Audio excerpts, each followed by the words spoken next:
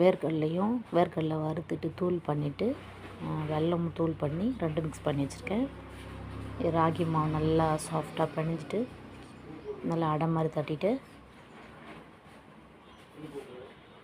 அதை நல்லா இந்த மாதிரி தூள் பண்ணிடணும். அதை பிச்சு போட்டுடும். அப்போ தான் அது அரைக்கிறதுக்கு ஈஸியாக.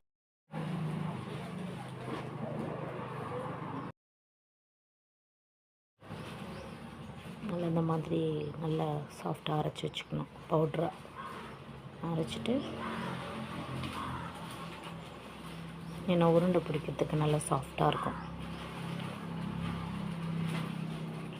அரைச்சிட்டு எப்படி இருக்கு பாருங்கள்.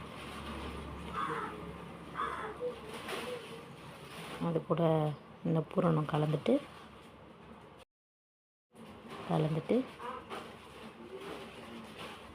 நல்லா கிளறணும்.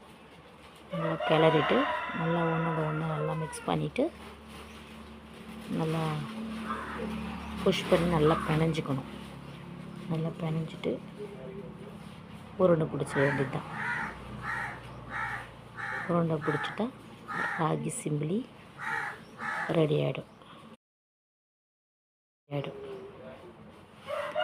இந்த மாதிரி பிடிச்சிடணும்.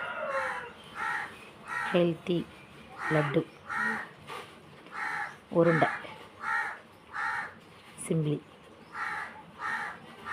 இந்த மாதிரி எடுத்து வச்சுக்கிட்டா 4 நாளைக்குன்னா கூட ஃப்ரிட்ஜில் ஸ்டோர் பண்ணி வச்சுக்கிட்டு சாப்பிட்லாம். ஒன்றாகாது. குழந்தைங்களுக்கு நல்லது. என் பெரிய பையன் அதை நல்லா சாப்பிடுவான். அவனுக்கு ரொம்ப பிடிக்கும். அடிக்கடிக்கு